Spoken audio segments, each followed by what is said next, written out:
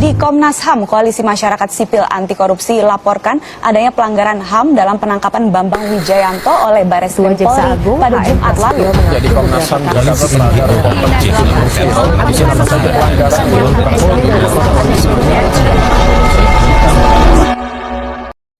Halo teman-teman, kali ini kita akan membahas tentang suatu kasus pelanggaran HAM dan cara penanganannya.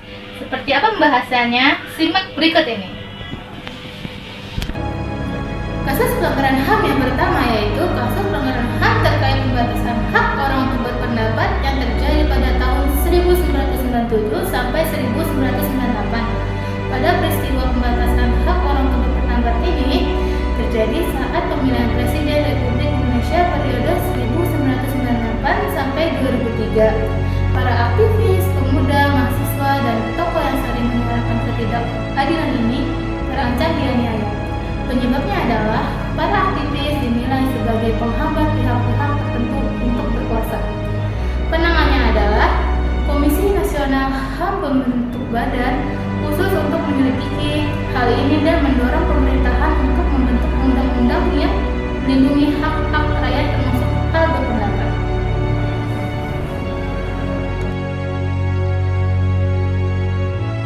Kasus pelanggaran HAM yang kedua yaitu kasus yang bermula dari pamflet yang mengakibatkan sejumlah gedung rusak terbakar, sejumlah korban luka-luka tewas hingga hilang.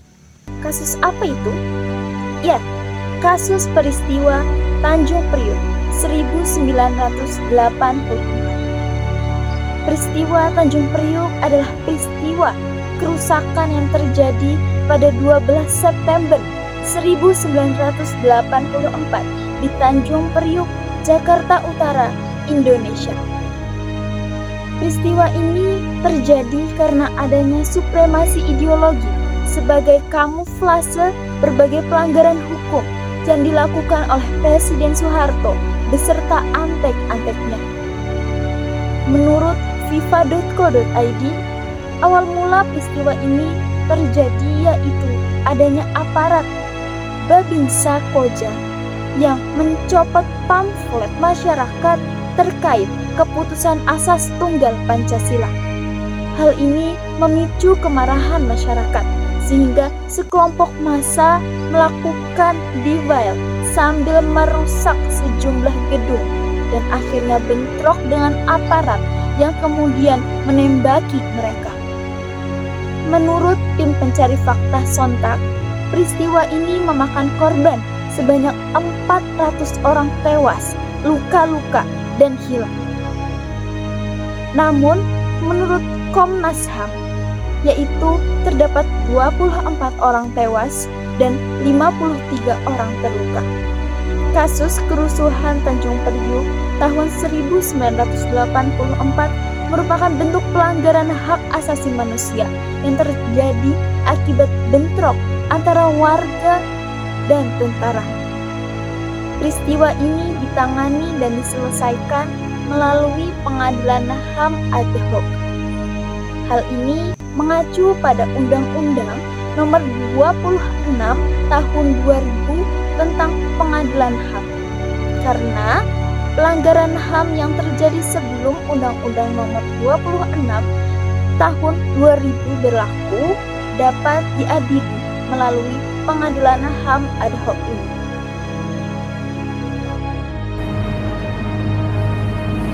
Selanjutnya, kami akan membahas tentang kasus pelanggaran hak warga negara, kasus pengingkaran warga negara, dan cara penanganannya. Seperti apa pembahasannya? Simak berikut ini. Sebelum membahas kasus pelanggaran hak warga negara, di sini saya akan menjelaskan apa arti hak warga negara. Hak warga negara adalah segala sesuatu yang harus didapatkan atau diterima secara penuh tanggung jawab oleh masing-masing warga negara.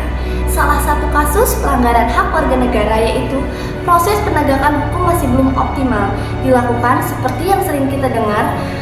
Orang yang melakukan tindak pidana bisa bebas karena faktor kekayaan atau jabatan dan sebagainya untuk menyogok oknum kepada penegak hukum.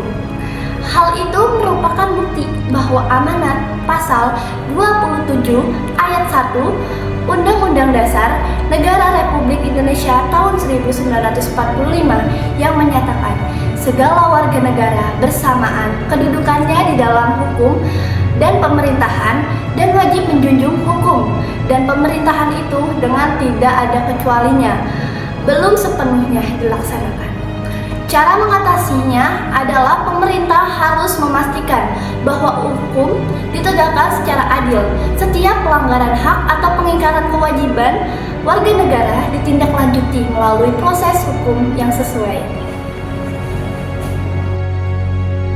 Selanjutnya, saya akan membahas kasus pengingkaran kewajiban warga negara. Apa sih pengertian kewajiban warga negara? Kewajiban warga negara adalah tugas dan tanggung jawab yang harus diterima oleh setiap warga negara untuk memenuhi kewajiban dan memenuhi tanggung jawabnya terhadap negara dan masyarakat. Salah satu kasus pengingkaran kewajiban warga negara yaitu pengingkaran kewajiban untuk ikut serta dalam usaha pertahanan dan keamanan negara. Seperti halnya dengan tidak membayar pajak pada waktunya atau bahkan tidak mengikuti aturan sekolah, melakukan aksi terorisme, melakukan kekerasan berbau suku, agama, ras, dan atau golongan, merusak lingkungan, korupsi, dan lain-lain.